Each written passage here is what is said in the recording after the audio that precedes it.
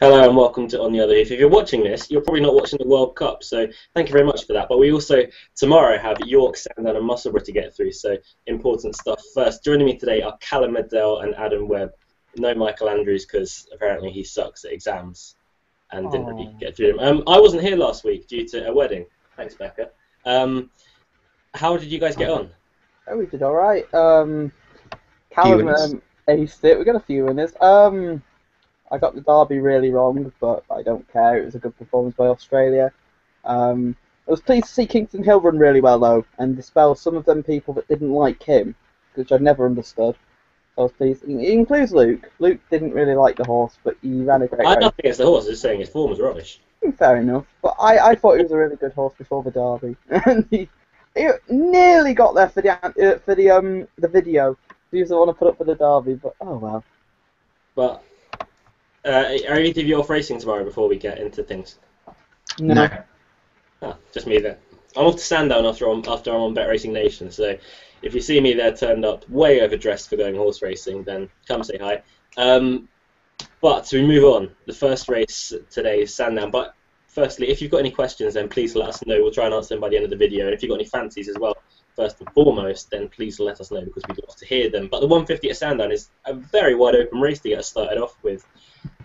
I imagine Callum quite like looking through this one. Gothic's the favourite at 5-2. I can see at the moment, but a few excuses have been coming out the last twice for him. I think it's short, isn't he? I mean, I know he's been beaten the last twice, and like you said, there's potentially excuse for him, and he stayed on really nicely at Goodwood last time out. Before then, he was well beaten at Sandown on very soft ground. 5-2, really, about a horse like that. I know he's very well bred. He's got extremely well represented connections. Ryan Moore on board. Obviously, he's going to be short enough, but I think 5-2 is very short in what's a pretty good race. So I think he gives a lot of scope for this market. There's a lot of horses that he makes the market being a 5-2 shot. I think Reed Cutter has a lot stronger form. He's a much underrated trainer. He's with a much underrated trainer in James Hollow, Robert Tarr as well. It wasn't long ago since he was seen as the Oisin Murphy, and he's kind of gone a little bit off the radar. I think he's still riding winners, but he's there's been less about him. I thought he won really well last time at Sandown. I know Cape Icon's not really done much for the form, but I think he's got a pretty solid chance. The other one, Providence Spirit, I think is worth a go. He's got some good form with That Is the Spirit. Chased him home on debut, both on debut, then beaten a fair horse and Marcus Dragonings after that. I think better ground will suit him, and I think he could run well. Yeah, you mentioned Oisin Murphy's sort of gone off the radar, didn't you? Robert Tart going Oh, off the Robert radar. Tarr. Okay, sorry, I thought you were talking about Oisin Murphy. I was going to say, he, after riding the winner tonight at Goodwood, needs 7 more winners to ride out his claim, so that £3 won't be in effect for too much longer. But Adam, you wrote down a lot of notes for this. Well, not really, not a lot of notes. I thought it was going to be two of us, so I wrote notes for a couple of key contenders. Gothic and Lawyer are two that I think want a softer surface to be seen at the best. Lawyer's obviously coming up in trip after finishing 4th at Yarmouth last time out. The one I actually do like is the top weight, Providence Spirit. As Callum said, ran well enough for a comeback run last time out. I think he needed that behind That Is the Spirit, and the form is working out. I mean, That Is the Spirit came out and won at Epsom. Whether debatable if it was a good ride or not. Also, another one in that Idea came out and won. I had to mention that, didn't you? Yeah, I did, and he's also got an entry in the Britannia, which I saw and I thought, oh no, because there's about 3 or 4 in that race that I quite like. But yeah, Providence Spirit, I think the step up in trip will help, the better ground will suit, and I think, for me, he is the bet in the race. Yeah, I somewhat agree with Providence Spirit. I watched the race back behind That Is the Spirit earlier on, and sort of staying on, but you could tell he needed the run quite badly. And I mentioned the point to you guys earlier. I was doing my brains for about half an hour trying to work out what horse William Buick's come here to ride instead of B Times up at York, and I didn't really find it. But Providence Spirit, watching that back, I think has to have a massive chance here and probably appreciate the stiffer track at Sandown than York, albeit it's not an easy track at York, is it? The other one I found interesting was Shafra. Do you remember seeing Shafra, Callum? No. At the Craven meeting.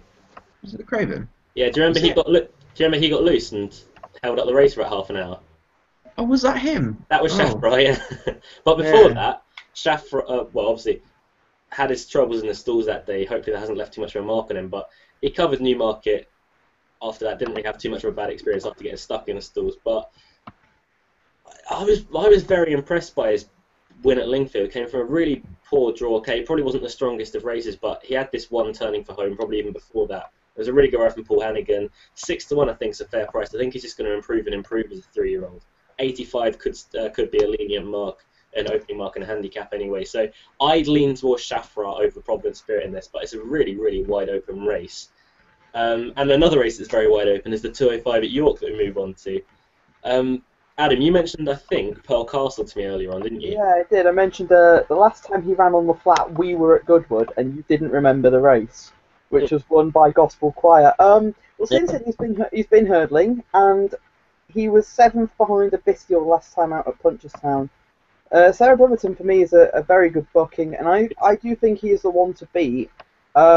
Interesting to see Meg Nichols has got a ride as well on King's Bayonet, who got her first winner on the flat today at Musselburgh. He won on really soft ground at Leicester last time out, and I think he'll want softer surface. And Saptapardi was unlucky at Epsom last week, but he wouldn't have won, but I think he'd have finished closer, and that's another interesting booking, Katie Walsh. But Pearl Castle for me is the likely winner. Who's riding Pearl Castle again? Sarah Brotherton. Sarah? Yeah. Serena. There's an S.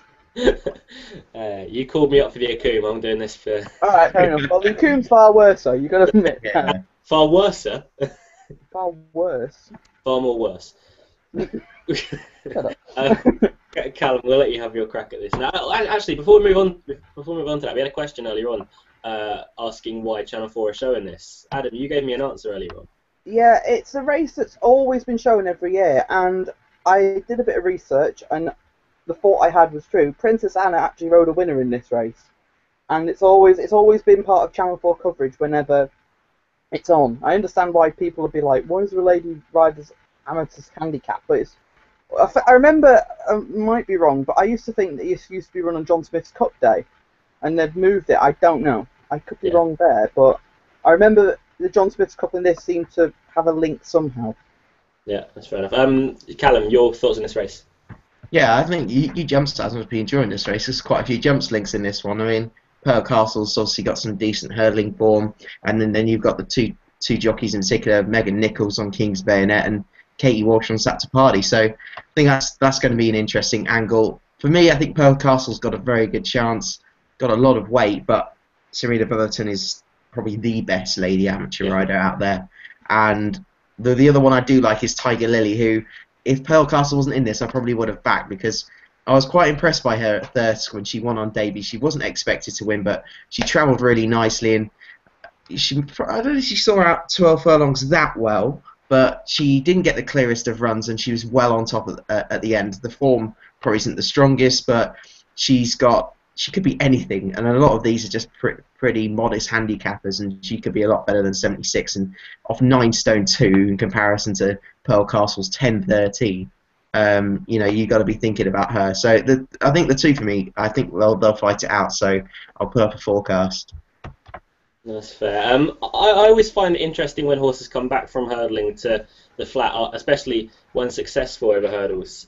It just seems to sort of revitalise them in a way, get their confidence up, and it'll be interesting to see what Pearl Castle's like tomorrow or today, whenever you're watching this. King's Bayonet's one that's sort of proving that right. Ran over hurdles, came back to the flats, finished 3rd and 1st in. So I think with King's Bayonet, it's interesting. Megan Nichols takes off 3. She's one of 3 riders in the race that can actually claim. So it could be a big £3 if she takes off. And we know she's a very capable rider. She rode her first win on the flat today, I think it was. But Pearl Castle, if he sort of has the same lease of life as he had over hurdles when sort of considered a Triumph hurdle contender for Cheltenham beforehand, I think Pearl Castle could take a lot of beating despite carrying 10.13. And Callum mentioned too before, Serena Brotherton, she seems to be just head and shoulders and winning all of these races. So tomorrow it would be no surprise to see Pearl Castle win. But I think King's Bayonet could be the biggest danger. But Tiger Lily, as Callum mentioned, could be absolutely anything down at the bottom. And 9.2 is an absolute flyweight with the 3-year-old allowance. Moving on to is it a harder race? I'm not sure. Not really sure. 220 Sandown, a wide open handicap. I've actually got one of these horses in my blog today, so I'll tell you about that in a second. It's being backed a little bit as well, which is slightly unnerving. But Adam, we'll come to you first for this one. Well, I wrote down horrible race when I made my notes earlier, and then I stopped making notes and I just wrote horrible race. But the one I've gone with is unfortunately price-wise, and that's Ennobled, who ran in the Spring Cup and needed the run that day. Second time out, I think he'll be better for that run. Rymore takes the ride. Also, just of interest, Trader Jack is also price-wise, and in the other two races as well. He's gone for Racy in the sprint at Musselburgh, and he's gone for the favourite Danzino in the York sprint. So You're joking. no, I'm not joking. He's gone for Danzino at 5-1 in the York sprint. So I'll tell you, the one reason I didn't back that horse already, because I thought Price-wise would find some sort of value. Oh no! Yeah, he found the value. I think I actually have some value in that York handicap, but we'll come to that later. Yeah. Ennoble's the one for me in this race. Has Spain gone 1-0 up? Yeah, the 1-0 penalty. Xabi Alonso. Yeah, you need to explain why you're so happy that Spain are winning. Treble going on to Spain tonight. It's not for a great deal, but a winner's winner, as they say. Callum, your thoughts on this race after the horrible news that you've been price-wised? This happens every week at the moment. Yeah, it's like really one funny. horse gets price-wised. This one, I don't really care anymore. No, Sam Moritz, I think he's quite a short favourite, considering I know he's absolutely smashed 2 ripping races, but they were on such ridiculously low marks. I mean, they got his handicap mark down so well, and obviously when he was in his prime for Mark Johnson, he was, I think at the best he was rated 107, but he was in real poor form for a long way. I remember backing him last year for the Spring Mile, actually. The Betfred Mile, sorry, at Goodwood, but he didn't perform there. Down to a mile again, I don't think that's what he wants anymore, and he needs to dominate, ideally, so I think he's best avoided. Sea Shanty, I think, has got a chance. Some pretty solid form in the book, and won quite nicely with a little bit in hand at Kempton last time out in a fair race. The actual Spring Mile form, Spring Cup form, sorry, is being tested with Ennobled. I know. I mean, he's really well bred, being out of Pyrrhus, and can probably need the run as well. So I think he's got a chance. I'm surprised Price was gone for Trader Jack, who's a horse that doesn't seem to want to win any races.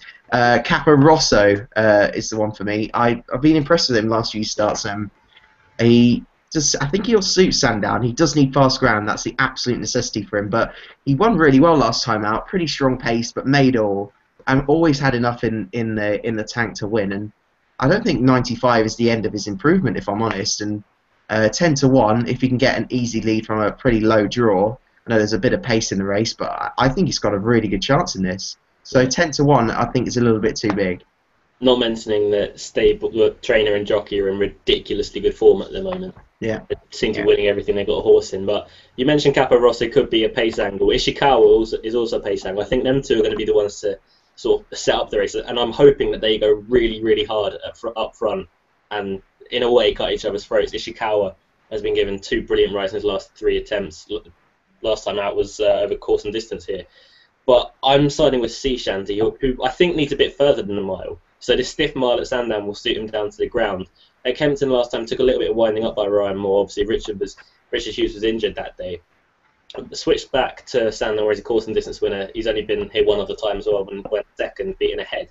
So obviously gets on really well at Sandown. I think 6-7-1 is a really, really good price about him. Only gone up £2 higher than winning on the poly track at Kempton. I think there could be a lot more improvement left in him. And Richard Hughes takes the ride tomorrow, which is a really positive thing. He gets on very well with Sea Shanty. So I can't really see too much past Sea Shanty, especially back at Sandown with the hill to face, and hopefully emphasis on stamina is what I'm thinking anyway. But moving back to York now, the 240.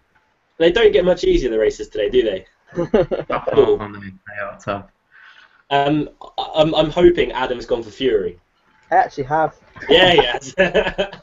No, after last week, and I was worried about him. I thought he ran a really good race behind Abseil, and you're hoping that he's going to win because he'll boost the form of Abseil and he'll boost the form of the horse in third, who I hope gets an entry in the Wolverton, which we'll hopefully find out tomorrow in Red. Is the Wolverton on the Friday or the Saturday? Friday. Friday, right. I'm hoping tomorrow I see Red Avenger's name in that race, because I think he'll win that on good ground. But yeah, Fury for me, I was really pleased with his run last time out. Frankie Dettori is not a negative booking. He's a good booking for the horse. His last winning mark, I think it was 2 years ago. I think it's like 106, 107, back off 92. I hope he wins. It's more of a heart selection than the head. Although I do think he could win. To be fair, there's probably more idea than I've got in this race. What have you got? I've no idea. All right, you can go with Fury then. I don't have a fancy, but it's nothing more than that, really. Callum, we'll come to you first. We spoke a bit about Spar's Dancer before the last run, and sort of said that we'd be happy to let it go at 16s. And we very almost did let it go at 16s, and it came there looming there, but doesn't really seem to want to win. But your fancy in the race for this? Yeah, I think he's got a solid chance, but he needs everything to go right for him because he does need a strong pace to aim at. I think it's quite a bad race, if I'm honest. There's not many horses that I think potentially will, going forward, have good chances. And the fact that Fury, who doesn't have a very good win record, is the favourite, I think says a lot, to be honest. I know he was eye-catching last time out, but it's not the first time you said that Fury's an eye-catcher. Yeah, and I could not back him whatsoever at 5-1. Not at all.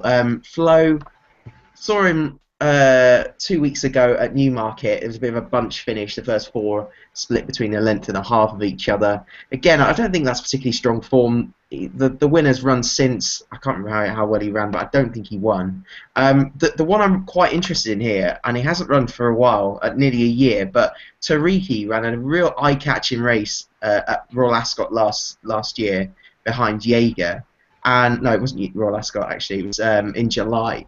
But he had some really strong form in the book earlier before then, and there's been a little bit of money for him this evening. So I think Tariki, if he's ready for this, is got so much more potential than the rest of them, and I think he can win. Yeah, a big ask off a layoff, but probably from the right side of Godolphin Yards in Newmarket for layoffs, because Charlie, definitely. Well, but Saibin Thrall definitely has been readying him first time out this season. You mentioned Flo, the horse that beat that at Newmarket Stomachin, has run since came second at Epsom to Miss Marjorie. Yeah, that's it.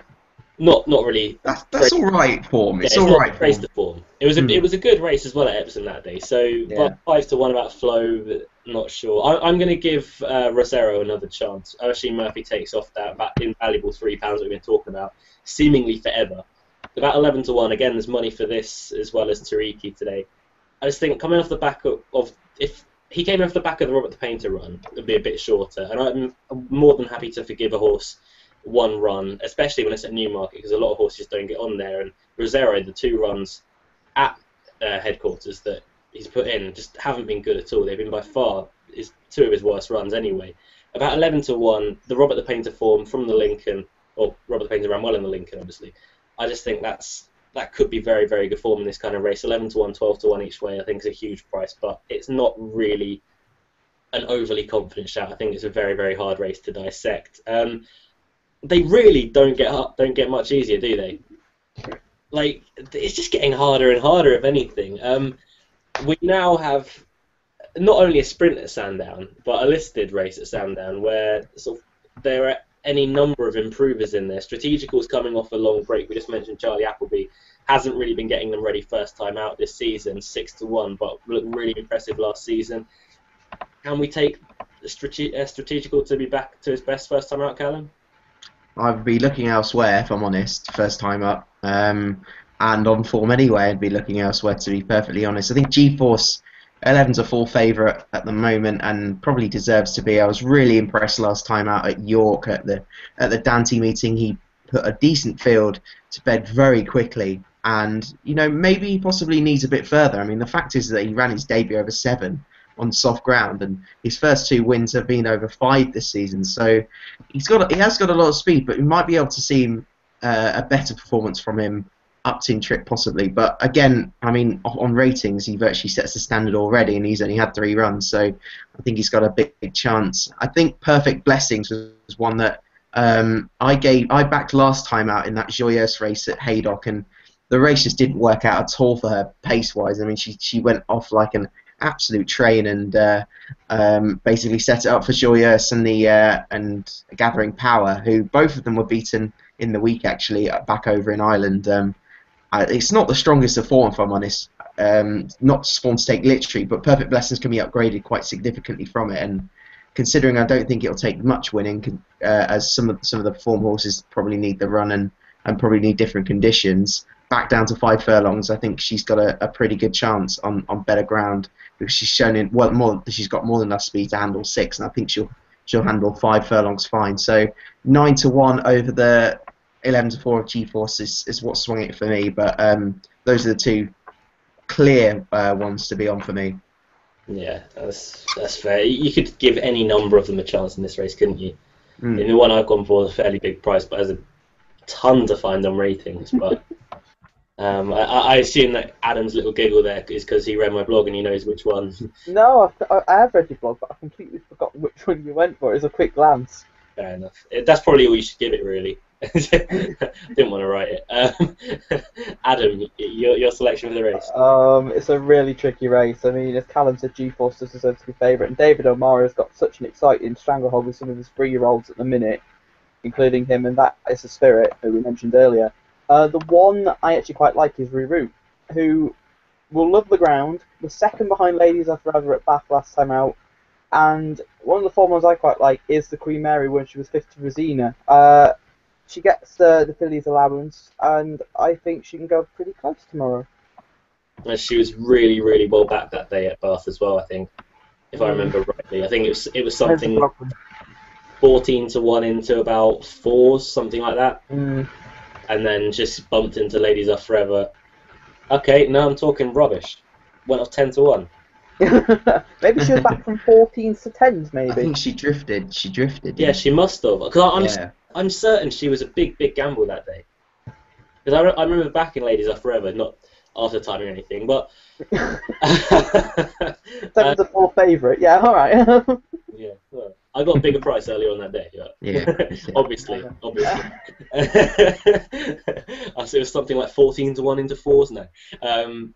I'd be going for a tentative each way selection on Simple Magic, who has been running over 6 furlongs, and the form doesn't leap off the page to you whatsoever. If anything, it puts you off. But watching the races back, at Newbury, she started really slowly, gave about 7 lengths away, and then made that up in about half a furlong. And they weren't exactly going too slowly that day. So she's got back to speed. Then, like the other 3 times, she's run over that distance, over 6 furlongs. She's just been way too keen, and her chance has gone by about a 2 furlong pole. She goes from travelling really well to finding absolutely nothing.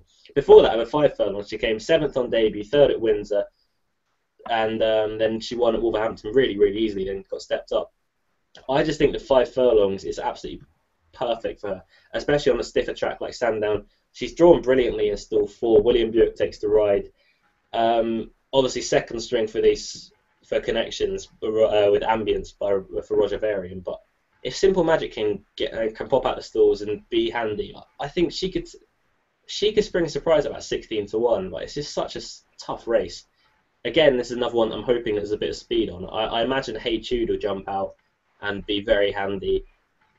I'm just hoping that Simple Magic can get the stalls right tomorrow, because last time she got it very, very wrong and it didn't really go well. But on to the 3:15 at York now, and fencing is actually a full brother to my nap for today.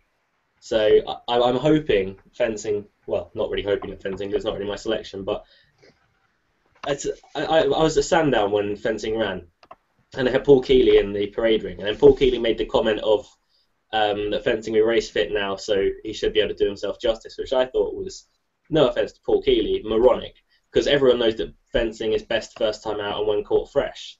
I thought anyway, but surely now his chance for a win, or a good win this season, is all but gone. Would I be right in saying that? Yeah, I'd agree with that. He's difficult horse to get right anyway. I mean, second to Ocean Tempest last time out, and Ocean Tempest, a shameless German plug, went to Germany and didn't run that well at Baden-Baden. So yeah, I don't think Fence will win tomorrow either. I'll take the race. I actually quite like Guest of Honour, and that's only because half of these horses are just 7 furlong horses. I mean, you've got Lockwood who's better over 7, you've got Dutch Rose who's better over 7 furlongs, and Guest of Honour will love the ground. Over a mile will suit him perfectly, and I think he's the one to beat. Yeah, it's a really hard race yet again, isn't it? We've Yeah, been spoilt today with all these difficult races. yeah, I'm not sure spoilt's the right word. Um, Callum, I'll let you go first before me. You got a strong view on this at all? Not at all. Apart from the fact that I'd be opposing fencing, I mean, just so many times he places and Yeah. just travels there like a tank, and then just doesn't really get home, and he just doesn't want to get past. And he's a real hard horse to catch. And again, I thought he was a horse that just needed to be fresh, but now I'm just thinking he just doesn't, just not interested. Um, Lockwood, again, I think, yeah, his best form's over 7, but I do think he's got a pretty solid chance. Guest of Honour as well has clearly the best form in the book. I mean, his third to Al Jammer here last year in the Summer Mile is the best form on show. But since then, he's run 2 pretty average races, one albeit at Arlington, the other one when he finished last in the Joel Stakes on very fast ground. And then I think he ran that particularly well on his return. He might have needed it, but I've just got a little doubts about him. Dutch Rose, I think, would be too much for her, even though she's never been beaten at York in 4 starts. I think Custom Cup could run well at 8-1. If I'd had a bet, I'd chance him because he's the pace angle in the race. He's the one that's going to go out there and lead from the start, and I think he could run quite well. He has been running pretty nice. He's got some pretty strong form with horses like Brett and Rock. And I'd have Brett and Rock winning this. So Custom Cup for me, I think it's got a squeak. Yeah. Callum, can I see, just before we continue, can you look up at the telly and tell Luke what the score is? Oh, don't you dare. It's 1-1, isn't it? Yeah, it's 1-1. I just saw it then whilst you were mid-sentence and I'm thinking, Luke's not going to be happy. I've missed both goals. I don't know how I keep missing them. I saw some people celebrating. I saw Robin celebrating, and so he might. Did have Robin scored. score? I don't know. Dan Percy. Oh, Even while we're doing a horse racing video, football. Don't worry, I'm watching a Vine now. It's fine. order. Oh, good header. He sounded that one out, probably wise as well. I'm going to side with Lockwood, who Callum said had a chance, but the best form maybe over 7. Yeah, I just feel that he needed the run last time. Came there travelling quite nicely on softer ground. Maybe better ground will help. It has done in the past anyway. But on softer ground, came there travelling really nicely behind Brett and Rock, and just didn't really go through with it. It was a weird sort of race as well. The 2 that you'd expect to be fighting it out with the last 2 of the 4 in Highland Glory and Lockwood. So it's a tentative selection. Kieran Fallon's a good jockey booking once more for Lockwood. It's just an underwhelming race. I had it down as. Dutch Rose won well last time out. Cordite wouldn't be without a chance for me. Just completely ruined his chance in Germany last time by just not handling the bend whatsoever, but led the whole way and was still within a chance. But I think Lockwood will take a lot of beating tomorrow. About 7-2, 10-3 is a decent enough price, but it's horrible racing tomorrow. For goodness sake, just the next at Musselburgh, I just reminded myself of it, and it's just awful. Caspian Prince won the Epsom Dash last week, and we should mention that at the Goff sale later this week or Saturday, I think it is. Monday. I've just been told. I've just been told. Thanks, Becca. Monday. Guess who's going? Caspian Prince Crystal Gaze's dam is being sold there in Bolter Frankel and with Frankel Fall, so that'll be making a lot of money, and I imagine Twitter will go into meltdown when she gets sold. But it's a bit of a quick run after winning the Epsom Dash last week. Obviously, sprinters can handle it, but 7 days, do you think that's enough to get over a big race like the Epsom Dash, Callum? I think it's a tough enough ask. I know it's easier for sprinters to get over quick runs, but I mean, he's been on the go for a while now. He's been running on the all weather early in the winter. He's been running since April on the turf, and when you're in form like this, it's good to strike when the iron's hot. But this is quite a high mark now for 103. £6 extra to what he won off at Epsom, and Epsom seemed to really suit him. I think it's actually quite a poor race, if I'm honest. And horse is such an addictive dream who ran well in the same race. I don't think he'll be as well suited to this. Body and Soul's definitely got the favourites chance. I mean, he ran a really good race last time out at York, and it's probably the strongest form on show. I haven't really got a strong feeling for this race. Border Lescott I thought was up for running a massive race, but I've just seen the ground's good to soft, and he needs a road. So Body and Soul, I think, will win, but I'm not. It's not a race I'm going to have a bet in. No, I think the same would go for me as well. I had a look at Tangerine Trees, but I remember that running well in the dash, but sort of faded later on. Maybe this return to this track would suit better, but obviously as a course, and this is winner. I actually disagree with Callum a little bit on Addictive Dream. I thought he ran a blinding race last time out. Gets Jordan Nason, who's a fantastic claimer, taking £7 off. I think 102 taking 7 off 95. I think that's a more than winnable mark for a horse like Addictive Dream, especially when in form. I mean, with sprinters, it's so vital that the horse is in form if you're trying to get one at sort of a decent enough price. Around 10 to 1, I think could be a decent shout for Addictive Dream, but as I mentioned, would have to get over that Epsom Dash run very quickly because running 7 days later. Just quickly, the only other one I want to mention is Dinkum Diamond, who I think will want further, but if they go sort of breakneck pace, I think could take a bit of catching Ben Curtis on board. But Adam, you haven't told us your selection yet, have you? Well, a couple of weeks ago I put up Body and Soul, and today I'm going to be very boring and I'm put up Body and Soul again. I thought she ran a fantastic race at York. I was slightly surprised that halfway I thought she was in trouble, but then they came back to her and she ran on very nicely. I think she wins this tomorrow. There's a little link as well between this selection and the selection in the next race, which I'll go into in a minute. But it's an interesting one, which I'll mention then. I would love to see Bordler Scott run a big race, and I find it really weird at the fact that he won a Stewards Cup back in 2006, and he's still racing today in competitive sprints. I'd love him to run a big race, but with the ground as it is, I'm not so sure.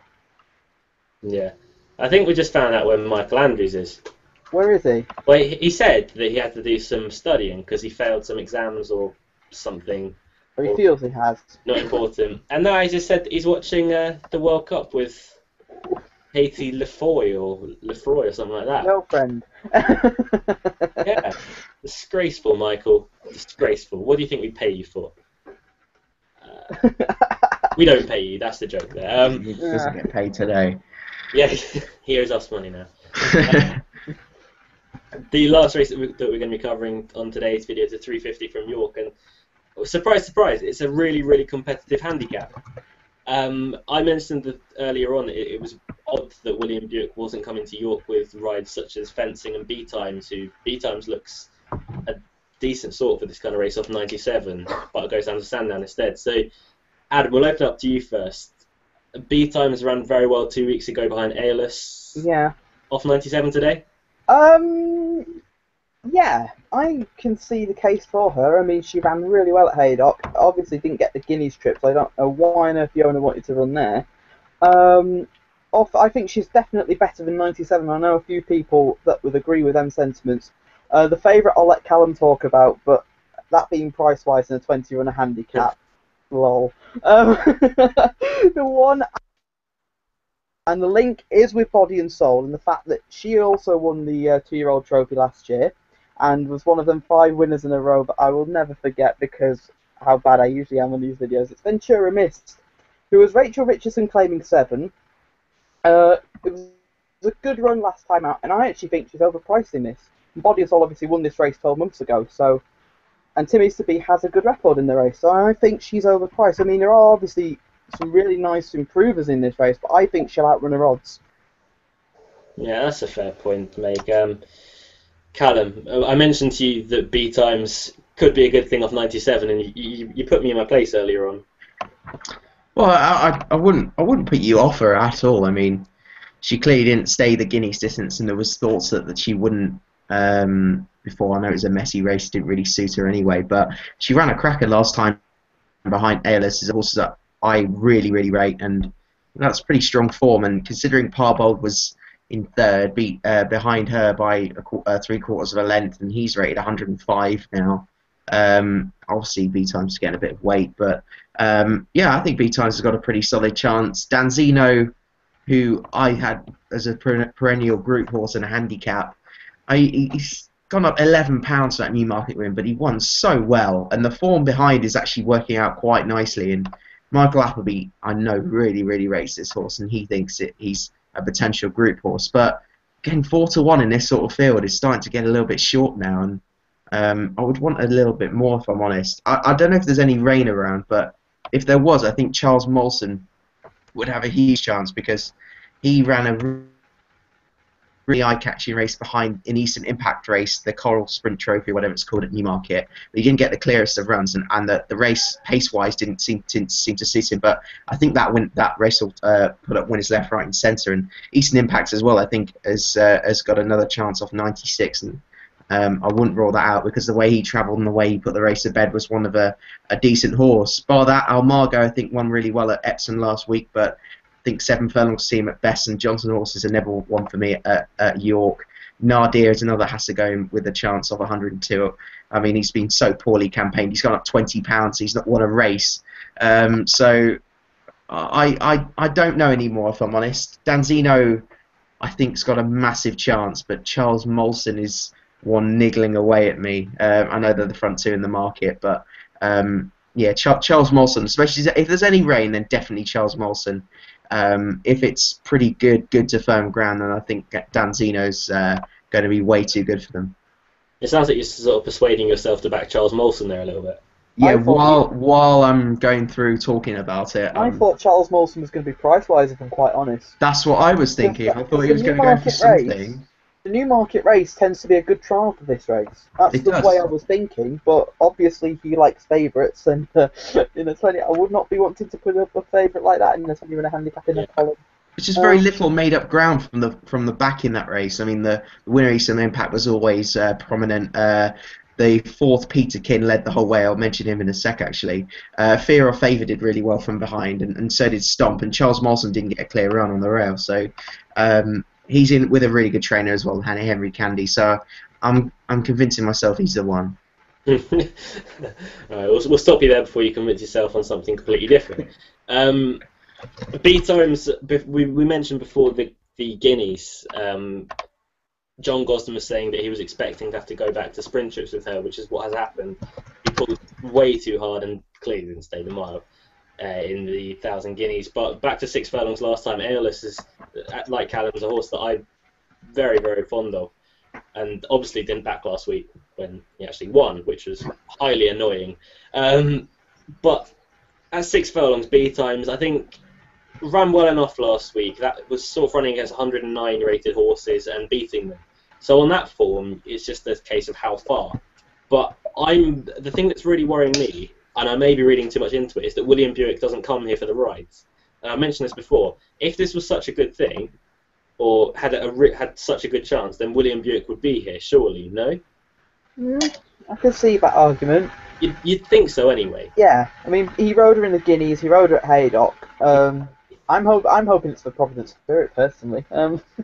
Yeah, I think that's the only one I haven't backed, so just to cover that. But one I wanted to throw in at a price which may not be right for tomorrow, but definitely later on in the season, but is Sleeper King of Kevin Ryan's at 33 to 1.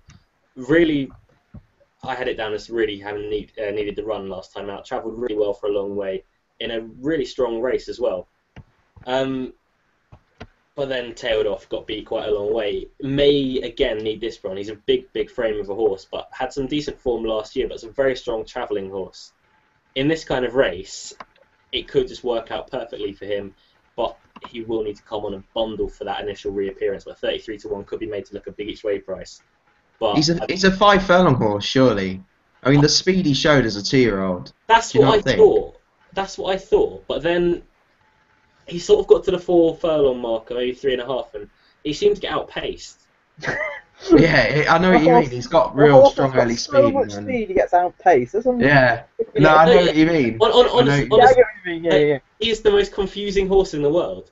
Like he'll be the last off the bridle every single time, and he'll just go slower off the bridle than he will on. We're gonna have to try. We're gonna have to try and do a Archibald with him and just spin on the bridle. Yeah. He just needs lightning fast ground and 5 furlongs to me. He reminds me of Bogart, very similar to Bogart. Yeah. Oh, but if he turns up and puts everything in one day, then he'll pop in at a very, very big price. And it wouldn't surprise me if he ran a big race tomorrow. I mean, he was 4th behind Hake Bidiak in the yearling. Okay, I thought it was a more prestigious race than that, but DVS Premier Yearling Stakes at York last year, and that was a very strong race. But he's just got a lot of bad runs thrown in with a lot of very good runs. But he's just such a hard horse to catch right. But off 99, I think it may be an each way shout at sort of the price of 33s, but I think B times will take a lot of beating tomorrow. You look like you're about to say something, Adam. No, I'm Really? just sat here. Well, that's just my face. Well, we don't have Michael here for a Naughty Lucky 15 this week, so we've got a couple of questions. First one in from Sean Shries, who was on the show 2 weeks ago, or no, 1 week ago, talking about the Oaks. Yeah. He asked us, obviously, Royal Ascot next week. Who are we most looking forward to seeing, and why? St James's Palace to me, I think it's one of the races of the season, of the week. I can't wait to see Kingman face Night of Thunder again. Then again, I've got others, but Callum will probably have the same. He might have the same one as me, but there are other races that I am looking forward to as well. Can we do a little poll quickly? Yeah. Who thinks Night of Thunder is going to beat Kingman? Raise your hand. Me. I don't know. On this I really ground, don't I think know. that with how the ground is going to end up, I do think Night of Thunder will beat Kingman on that ground. It's a lot closer than the market says it's going to be. Yeah. I just genuinely think that Night of Thunder could be a much better horse. Well, not much better. That's a bit. could be a better horse than Kingman. I think people are really, really underrating his Guineas performance. Yeah, I totally agree. It's the I mean, he's price. got the fact that in the world rankings have just come out for 3-year-olds, and he's not in it, even though the two horses that he beat are in it. Yeah. I know they put up arguably better performances, but Night of Thunder has won a Guineas, run at a ridiculously strong pace, and drifted. Yeah. Yeah. And you don't win Guineas like that, doing that. The thing I found annoying horse. with sort of Kingman fans is that they're sort of completely not showing Night of Thunder any respect. They're saying that Kingman didn't have the run of the race in the Guineas, and He did. personally, I don't have a problem with the Guineas. He was there with the pacemaker, following the pacemaker through, who then folded about a furlong and a half out. Yeah. That's about as perfect as you can get as a run. Exactly. I saw people slagging James Doyle off, and James Doyle did absolutely nothing wrong in the Guineas. Well, you can technically say he won the race on his side because Night of Thunder's gone AWOL across the Thunder won track. both. Well, yeah, Night of Thunder's won both the races, but with Night of Thunder going that way, Kingman, technically, I can't really say he's won his race, but you know what I mean. He's pulled clear from his group. Australia's pulled clear from his group, and Night of Thunder's just going across the track and has won anyway. I think James Doyle did nothing wrong in the Guineas. I thought he gave him a textbook ride and was beaten by a better horse on the day. And I mean, his Irish Guineas win was really good, but that was off a slow pace. Yeah, I think as a race, that's the one I'm really, really genuinely looking forward to seeing. Me too. But it's just going to be really fascinating to see who comes out on top this time. I'd love Night of Thunder to win again. Yeah. But yeah, we'll see. We'll see. What's Callum's highlight for it? What's he most looking forward to for All of it. I'm mega excited. Like, it is my Cheltenham, and I think the Queen Anne in particular, I think it's going to be a really good race if all of them make it and all of them are fitting well. Yeah. And I think Verrazano and Toronado and Soft Falling Rain, they're all proper group grade 1 performers, and on their ideal conditions as well. Are you race. Are you of the same thought process as me regarding Toronado, that you'd be mad to be backing him at even money? Yeah. Run. Yeah. Well, I've got a decent anti-post book on that because I've already backed Verrazano and Soft Falling Rain at bigger price than they are. Yeah. I'll have to wait. I'm not sure about Soft Falling Rain anymore because by the sounds of it, he's a few days behind on work. Olympic Glory would be really interesting if he makes it, because my theory on him is that he needs a straight track. A straight run mile is when he's best. I mean, all his best form is on a straight run mile. And, you know, it might be better on softer ground, but that second to Moonlight Cloud where he nearly beat her, you know, that's unbelievably strong form. That is virtually the best form in the race. Yeah. I think there's a point as well, though, with Toronado. This is quick. Hughesy takes the ride because when they signed the contract, Hughesy asked if he could keep the ride on Toronado, and they said yes. So that's why Frankie's not on him. And then they can run Olympic Glory, and Frankie can be on him. So, yeah. I think the Queen Anne is a much better race than last year's. I know we both love Gregorian. Gregorian's a dude. Leave him out of it. All right, I'm just saying the Queen Anne last year. You look at the field, it's just. What, Declaration of War, wasn't it? Yeah, it was. That was when we thought it was a Group 3 performing, not a Group 1. The one before that was quite good, actually. Yeah. Yeah. Who won that again? X-Celebration should have really. Very unlucky. Saddle, isn't it? Yeah. Really unlucky. Um, for me personally, I know Callum's quite looking forward to seeing this. I'm hoping he gets in the Wokingham. Is Intrinsic, who beat Ashpan Sam last time out. Ashpan Sam since gone on and won at Epsom. Intrinsic probably didn't get the best of rides that day, and it sounds weird saying that he got a bad losing ride, but in theory, probably could have won a couple of lengths, won about a nose hair. Just gave Ashpan Sam and Ryan Moore a lot of leeway on the front end. But I'm also, as I'm sure Callum again will agree with me, I'm really looking forward to seeing Slade Power.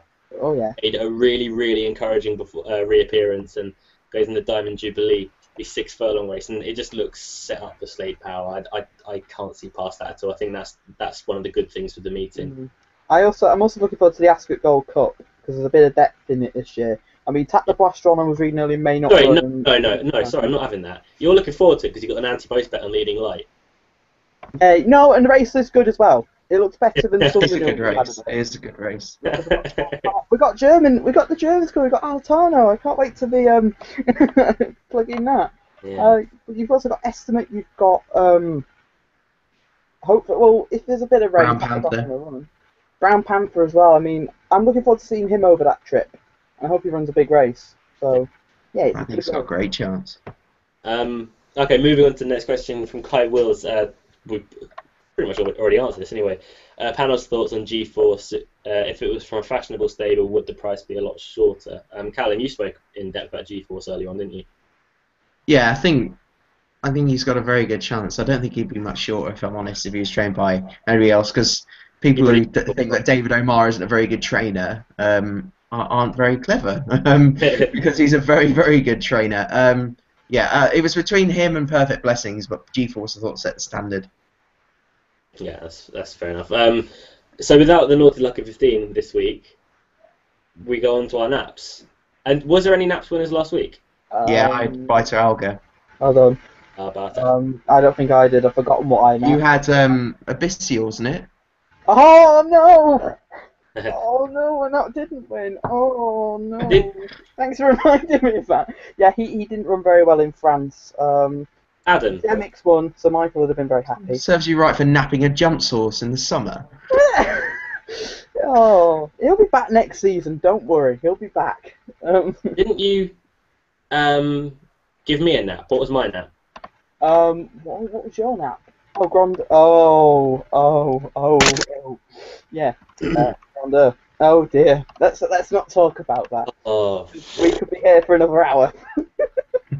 Why can't this get Anne Stokely to ride? She's a very competent jockey and better than half of them American yaks. We're not talking about this. There we go. We are not talking about this. Or, And there was better rides, but no, I'm not going there. It's an off-air conversation, lads. Yeah, awful. Off-air conversation. I will admit, I did enjoy last Saturday night. I did not. It. Well, I know you didn't, but I enjoyed it, especially on Twitter. Actually, it was quite fun, actually. But naps for this week. Moving on hastily. Callum, you put to go. Is it 2 from 2? Yeah, well, 2. Or 2 in 2 weeks anyway. Yeah. Your nap because I'm quite sweet at one at Chester in the 5:25. Peterkin, trained by Mark Johnston, has run a couple of really good races in races we've mentioned. Firstly, the Coral Sprint, where he travelled like a good thing and then didn't see he could get home over 6. Then they wasted him last week, 2 weeks ago at Newmarket behind Rennie Mattis. He's over 5 furlongs for the first time in a while. I think that really suit from a low draw as well. Franny Norton on. I'm really sweet on him tomorrow, so Peterkin for me at Chester. Fair enough. You did say you were going to talk about him later on. So, moving on, Adam, your nap, please. Well, because I'm not going from 2 from 2, I'm going to go out on a limb with this one, and hopefully... You always do, don't you? No, not normally. Not normally at this price, anyway. I'm actually going to go with Ventura Mist, 25 to 1. I want to beat Michael's 16 to 1 nap winner, and if this does win, I will not shut up about it. Yeah, so everyone against Ventura Mist, I understand. I'm not going quite that exotic, but I'm is this the first time something's ever been napped in a maiden? No, Yep. I've napped maidens before. Actually, Have you? Yeah, and they've always lost. Well, I'm looking to break that trend anyway. John Gosden's got one at Sandown called Obsidian, who made a really, really good debut at Newbury. Was about 15 lengths off the pace the whole way, held up by Frankie Dettori, and then it slowly started getting into it. There hasn't really been much come out of the race at all, in a sense that they haven't run. But the ones that have, or the one that has run, I've completely forgotten the name now. Muharid, sorry. Yeah. I think it sounds exactly the same. Muharid has won at Ripon, albeit at 1-2, but Carrara opposes once again tomorrow. But I think Obsidian on a stiffer track with William Buick on board, I'm finding it quite hard to see Obsidian beat. And he is the full brother to fencing, as mentioned earlier on. But I think I sort of made a jokey comment earlier on that it could be a ledger horse that Gosden's sort of trying to pull out of the fire. But it's got a long way to go to be a ledger horse in that. But it's 2-1 in the football to Holland. Yeah, scored. Oh dear, Casillas, he's not happy. Offside! Is it Robin? I think it was Robin this time. If it was Robin, okay, he's in my fantasy team, so we'll allow Robin. But yeah, Obsidian for me, and also one for Navan, Lily, Big Bad Lily. That one will win. Oh, I read that in your blog. That was 325, a nice 62 rated or 63 rated Irish horse. But as far as that goes, we'll let you go back to watching the World Cup now, and probably Spain getting beat, I imagine. Oh, that's a good goal. They've let him cut in on his left foot. You never do that you to could Ireland. let Robin do that. You're getting football analysis as well as horse racing analysis. You lucky people. Yeah, you don't get much from On the Other Hoof. It's poor. It's poor. Right, are we ready? Yeah, right. Well, I am. Are you? Yeah, I'm ready. Born ready, isn't it? Thank you very much for watching On the Other Hoof this week. I've messed up the name of our show. Don't forget to watch Bet Racing Nation at 10 o'clock tomorrow on Sky 212, where you will see this face in a better quality camera and probably with makeup on, I imagine. But from On the Other Hoof this week, from all of us here, goodbye. Goodbye.